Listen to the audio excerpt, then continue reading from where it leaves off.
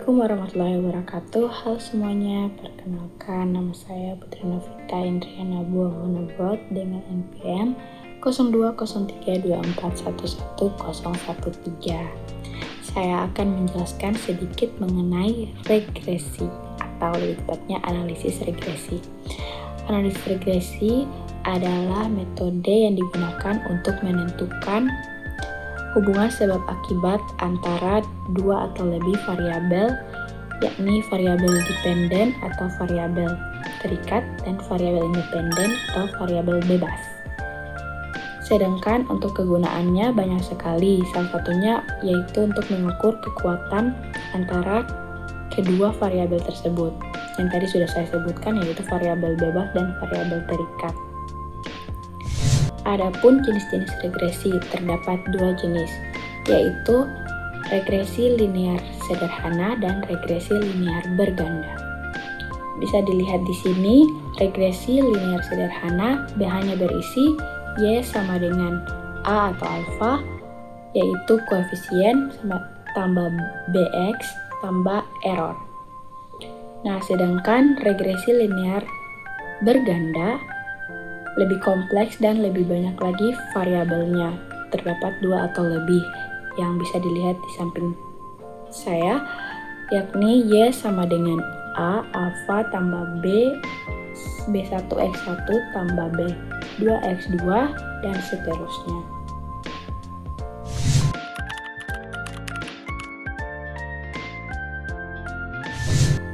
Selanjutnya saya akan menjelaskan bagaimana cara menghitung regresi berganda menggunakan SPSS. Hal pertama yang harus disiapkan adalah model dan contoh. Misalkan kita ingin memprediksi nilai penjualan Y berdasarkan iklan X1 dan harga X2. Persamaan regresi linear bergandanya bisa tulis sebagai berikut. Y sama dengan alfa tambah beta 1x1 tambah beta 2x2 tambah error, atau nilai penjualan sama dengan alfa tambah beta 1 pengeluaran iklan yaitu x1 nya tambah b2 harga produk yaitu x2 nya tambah error, dimana alfanya sebagai konstanta, betanya sebagai koefisien regresi pengeluaran iklan dan koefisien regresi harga. Sedangkan error sendiri adalah nilai yang tidak bisa kita prediksi di luar model. Jadi dia tidak ada di dalam model, mungkin seperti diskon dan sebagainya. Berikut adalah tahapannya.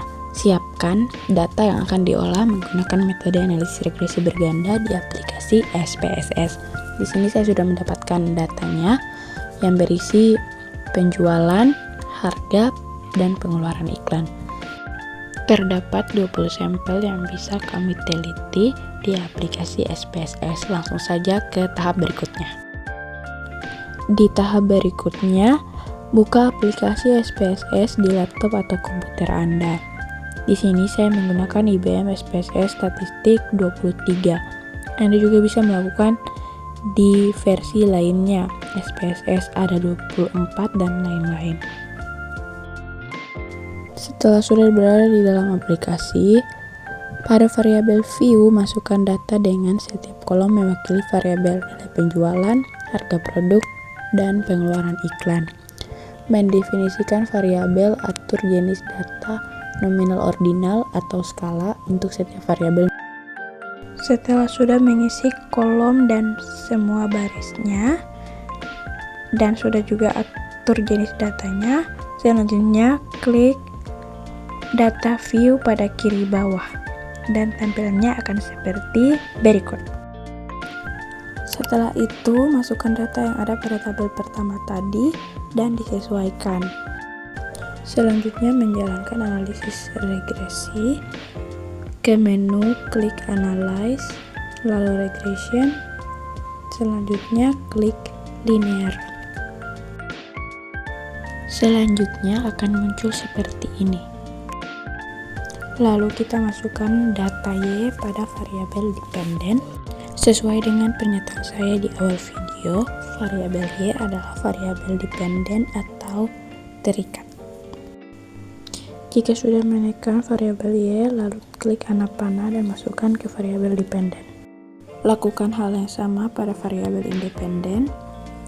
yaitu variabel X1 dan X2, dan selanjutnya klik OK. Setelah itu akan muncul data seperti ini. Berikut saya berikan penjelasannya. Modelnya menjadi seperti ini. Melihat arah pengaruh positif atau negatif dengan koefisien regresi. Nah, koefisien harga di sini bernilai negatif, berarti peningkatan harga akan menyebabkan pengurangan nilai penjualan. Sedangkan pengeluaran iklan atau jumlah iklan bernilai positif, yang berarti peningkatan jumlah iklan akan menyebabkan peningkatan nilai penjualan. Menguji pengaruh simultan variabel independen terhadap variabel dependen dengan uji F. P-value uji F sendiri adalah 0,005, artinya kurang dari 0,05 tingkat signifikansi model. Maka secara simultan bersama-sama variabel jumlah pengeluaran iklan dan harga produk signifikan mempengaruhi nilai penjualan. Menguji pengaruh parsial variabel independen terhadap variabel dependen dengan uji T. Nah, di sini P-value uji T untuk harga adalah 0,005, kurang dari 0,05, artinya variabel harga signifikan mempengaruhi nilai penjualan. P-value uji T pengeluaran iklan sama dengan 0,081, lebih dari 0,05. Maka variabel pengeluaran iklan tidak signifikan mempengaruhi nilai penjualan. Mengevaluasi model dengan koefisien determinasi R-square-nya sama dengan 0,460. Nah, sama dengan 46%, artinya model regresi dapat menjelaskan 46% variasi nilai penjualan, sisanya sebesar 54% dijelaskan oleh variabel lain di luar model.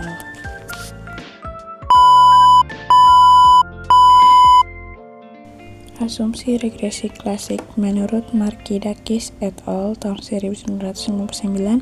Asumsi regresi klasik yaitu asumsi normalitas, residual distribusi normal, maka data berdistribusi normal. Lalu asumsi linearitas, hubungan antara variabel independen dan variabel dependen bersifat linear, artinya jika salah satu variabel berubah, variabel lainnya akan berubah secara proporsional membentuk garis lurus saat diplot. 3. Asumsi non-multikollinearitas, tidak adanya korelasi kuat antara dua variabel bebas atau lebih dalam sebuah model regresi berganda. Lalu keempat, asumsi non-autokorelasi, bebas dari masalah korelasi variabel yang sama antara dua interval waktu yang berurutan. Yang terakhir atau kelima, asumsi homoskedastisitas, varians dari residual dalam model regresi haruslah konstan untuk semua nilai variabel independen. Berikut adalah jenis-jenis kurva yang umum dalam analisis regresi. 1. Kurva linear. Linear curve. Ini adalah jenis yang paling dasar dan paling sering digunakan dalam regresi linear sederhana maupun berganda. Bentuknya berupa garis lurus yang naik ke kanan, hubungan positif, atau turun ke kanan, hubungan negatif. Maknanya menunjukkan bahwa setiap perubahan pada variabel X akan diikuti oleh perubahan variabel Y secara konstan atau proporsional. Yang kedua, ada kurva kuadratik atau parabolik. Digunakan dalam regresi nonlinear ketika hubungan antara variabel tidak selamanya naik atau turun. Bentuknya melengkung seperti huruf U atau U terbalik, parabola. Contoh kasusnya hubungan antara dosis pupuk dan hasil panen. Awalnya hasil panen naik seiring ditambahnya pupuk, tapi setelah titik tertentu, titik jenuh, penambahan pupuk justru menurunkan hasil panen. Yang ketiga ada kurva logaritmik. Kurva ini digunakan ketika variabel X mengalami perubahan yang sangat cepat di awal, namun kemudian melambat atau mendatar. Stagnan disebutnya. Bentuknya melengkung tajam di awal lalu perlahan menjadi landai. Contoh kasus sering digunakan dalam analisis pertumbuhan ekonomi atau model fungsi produksi di mana terjadi hukum hasil yang semakin berkurang, law of diminishing returns. Yang keempat ada kurva eksponensial. Kebalikan dari logaritmik, kurva ini menunjukkan pertumbuhan yang awalnya lambat tapi semakin lama semakin meledak atau sangat cepat. bentuknya melengkung ke atas secara tajam. Contoh kasus sering muncul dalam data pertumbuhan penduduk atau penyebaran virus yang tidak terkendali. Yang kelima ada kurva S atau sigmoid atau logistik. Kurva ini sangat unik karena menggambarkan proses yang lengkap mulai dari awal yang lambat, lalu tumbuh cepat dan akhirnya melandai kembali setelah mencapai kapasitas maksimal. Bentuknya menyerupai huruf S. Contoh kasus adopsi teknologi baru di suatu wilayah atau pertumbuhan makhluk hidup yang dibatasi oleh sumber daya lingkungan. Baik, terima kasih sudah menonton video saya. Semoga bermanfaat. Wassalamualaikum warahmatullahi wabarakatuh. Sampai jumpa di video berikutnya.